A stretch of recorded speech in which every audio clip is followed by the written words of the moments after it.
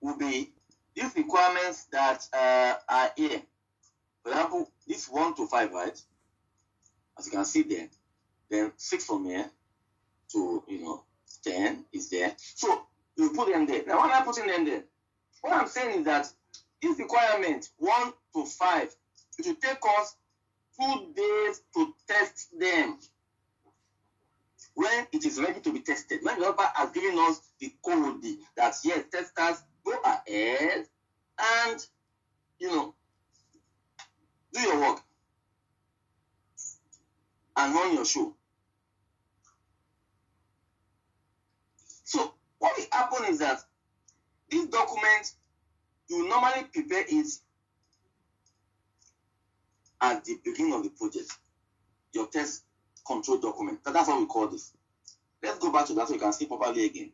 Let's go back to the 1 second. Where is this one open? 1 second, please. Why developers are coding for the app, test manager will be preparing this on the test list. What will testers be doing?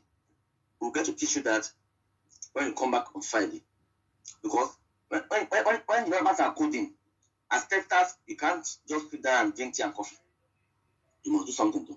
So test control also will be prepared in this format. Okay? Now, you can see all those expected number of days there. So 2 days, 4 days, you have done 6 to 10. 6 days, you have done 11 to 15. 8 days, 6 to 20. And 10 days, 20 to 25. Now, when the real life app is ready, the code has been given to us to test. What do we now do? At that stage, we begin to test. If it takes 1 to 5 and it takes us 3 days, we are 1 day behind. Are you with me? If it takes 6 to 10 and it takes us, in fact, this expected doesn't have to be uniform. This could be 3 days. That's 5. 11 to 15 could take us, sorry guys, let me not do it this way. 2 days to test this. 3 days to test this. 1 day to test this. I'll pick a different pen now. Different pen. 1 day to test this. 3 days to test this.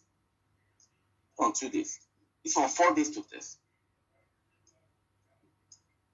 This one again 2 days to test. Now, how will testers know how many days to take them to test this? So, when the requirements are passed to us, I tell my testers, begin to do your research. Analyze all these requirements. Go through them, all of you, together in meetings every day. Brainstorm on it that this one will not think collectively, shouldn't take more than 2 days. Then you put it there for me. Expected. If you look at number 6 to number 10, you see, number 6 to 10, I think there are a couple of more things to test here. That might take us 4 days or 3 days. Then put it there for me. Then from 11 to 15, these are simple requirements. Shouldn't take more than a day. Then put 1 day against 11 to 15 for me. So that is how this is worked out. Again, they are working it out on estimate. It cannot be perfect. It's impossible.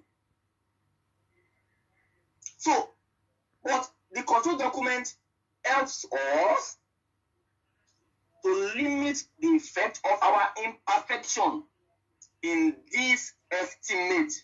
How? We'll get to see it now. Let's say before 2 days, we could not finish 1 to 5. We spent 3 days on that. That means we are minus 1 day behind. Then this from day 3, 4, 5, that's 3 days again.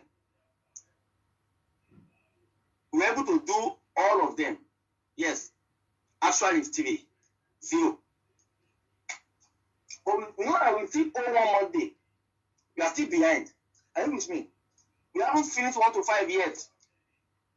Yeah, 6 to 10, perfect.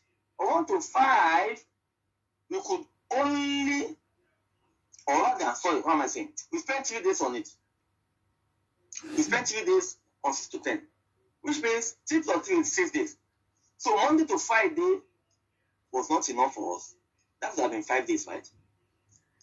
By Monday the other week, we have spent it to meet up with that -1.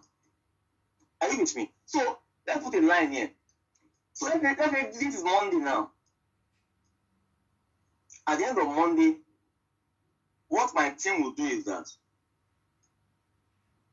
they will come together and have a meeting. I'll be involved too. This now I put it on a board, on a whiteboard. I'll be involved. And I'll be like, okay, what's going on? End of Monday, we have spent one more day instead of requirement 1 to 10 should have been finished Friday last week. So what happened here? Then they will tell me, okay, Steve, probably we misquoted. Those 1 to 5 were quite huge. That's why we couldn't finish. So okay, that's fine. But we are 1 day behind now. So what do? We need to at least try and increase our effort. So we can catch up and fix that 1 day that we are behind on. So which means from Tuesday, Wednesday, Thursday, Friday, you have to do more work. Now this is 5 days again. At the end of the day, if you finish this one in 1 day, finish that one in 3 days, that means we are good, right? We don't have any outstanding negativity again, right? Now, do you know why this control is very important? Because we have it, we are aware that we are behind after the first week. You can quickly adjust in the second week and put in more effort to try at least to get back that 1 day that we have lost. But if you don't have this document in place, how do we ever know that we are behind? We know in our brain, in our head, but it's not documented. But guess what? The faintest of ink is better than the best brain.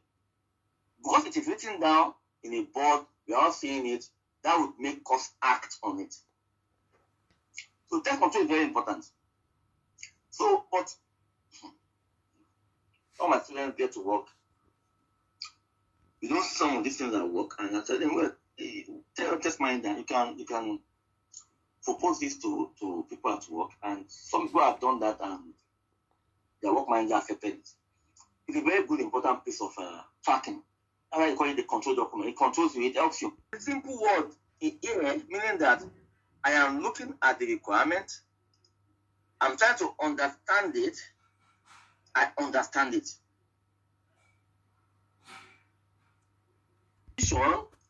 You must now pick out your test cases. Your test cases is now what you are going to use on the day to test. And you can only deduct that from test condition. Test condition says IE 7.0, right? Test condition.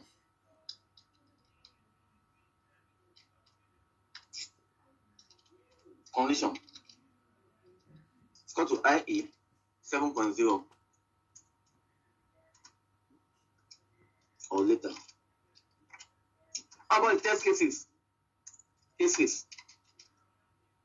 Easy. Equal to 1.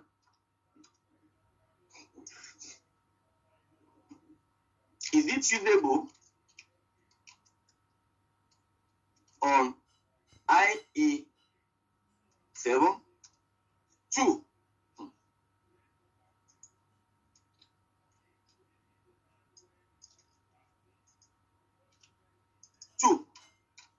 Is it usable on IE8? Remember they said or later. 3.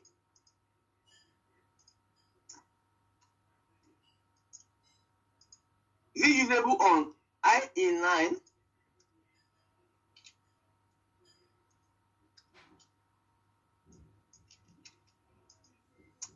4. Is it usable on IE10? Let's leave it there for now. Assuming they are just 4 versions of IE. So those are your test cases. Is it clear now, guys?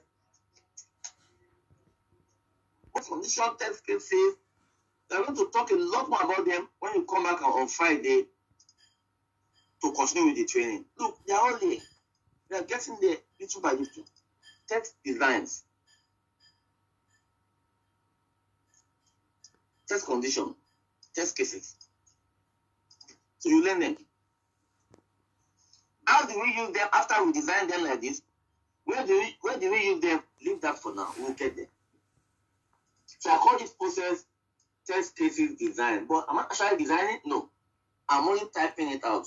But that's the word we use in the industry. We say we are designing test cases.